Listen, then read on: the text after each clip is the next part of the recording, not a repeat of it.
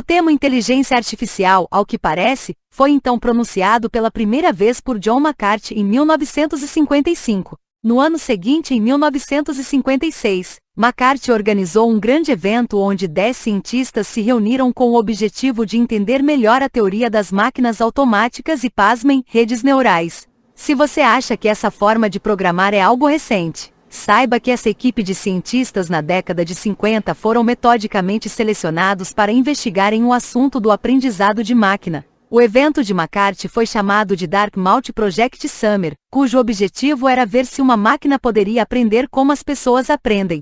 Nessa época havia algumas crenças de que computadores não poderiam realizar atividades sutis como desenhar a letra X. Então demonstraram nesse projeto que um programa poderia realizar tal feito, desmistificando esses mitos.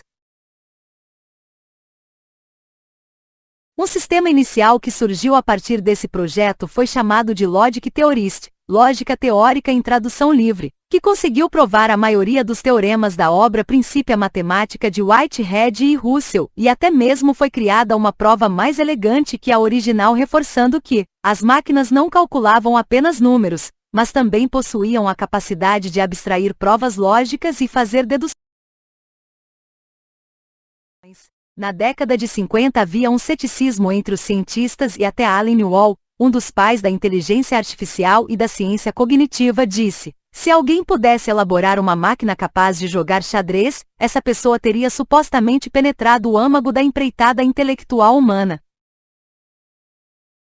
O que você imagina ao ler esse comentário de Newall é que bastaria um software simular um jogador humano, então teria em mãos o domínio da cognição humana, mas não é bem assim.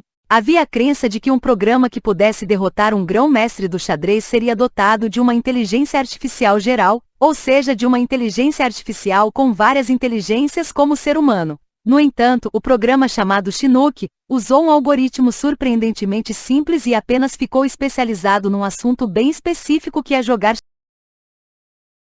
Infelizmente, as primeiras inteligências artificiais eram limitadas pela capacidade de hardware da época, e tinham um grande problema com análises combinatórias, que podiam evoluir para uma explosão combinatorial quando o computador precisava realizar um cálculo através de busca exaustiva. Uma das soluções foi reduzir as possibilidades através de informações prévias a partir de heurística. Aliás, essa técnica também foi usada para decifrar o código da máquina alemã Enigma, durante a Segunda Guerra Mundial. Ainda na década de 1960, um dos pioneiros de inteligência artificial, Herbert Simon, disse que em 20 anos as máquinas seriam capazes de fazer tudo o que um homem é capaz de fazer. Além dele, teve também o tão aclamado cientista de cognição chamado Marvin Minsky, que disse: no tempo de uma geração, o problema da criação de inteligência artificial será substancialmente resolvido. Vejam que o pessoal estava muito animado nessa época.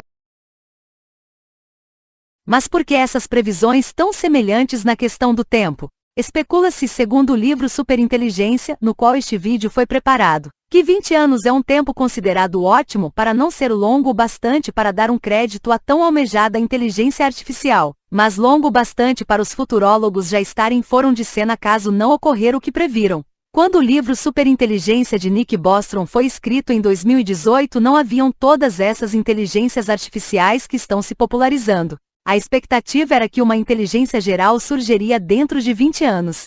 Agora, em 2023, poucos anos após o lançamento deste famoso livro, há especialistas que prevêem que a inteligência artificial geral surja ainda este ano, apesar de a maioria chutar que isso ocorrerá novamente dentro de 20 anos. Mas voltemos aos remotos anos da década de 1960.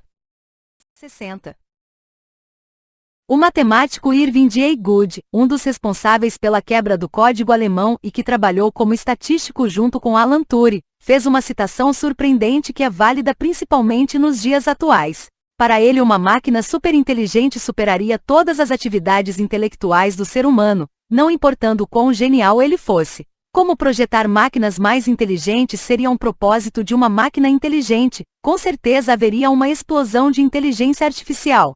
Incorre neste momento que talvez a última invenção que o homem faria seria essa máquina inteligente. Uma colocação interessante por parte de Irving Goode e de grande impacto para a sociedade como a conhecemos. Não havia preocupação naquela época de uma superinteligência artificial causar problemas como hoje. Uma exceção foi Norbert Wiener, que alertou para uma máquina que poderia causar grandes danos, pois sua ação seria tão rápida que não teríamos tempo de interrompê-la antes que terminasse sua tarefa. Aqui, nesse momento, décadas após essa afirmação por parte de Wiener, podemos cogitar que essa tarefa seria algo como deixar uma inteligência artificial desenvolver e operar uma grande usina de energia atômica por fusão nuclear. Pessoal, deixem comentários aqui caso queiram que o autor desse artigo em vídeo, Reginaldo Ferrão, discorra sobre essa tão almejada energia limpa, porém ainda muito instável, que é a fusão nuclear.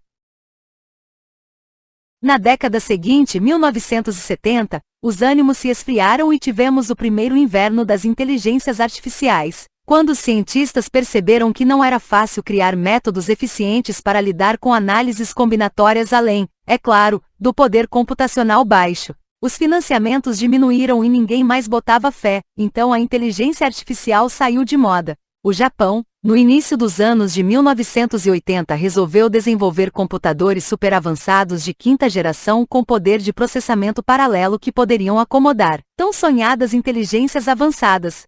Era o período do milagre econômico japonês pós-guerra, quando houve muitas iniciativas públicas e privadas.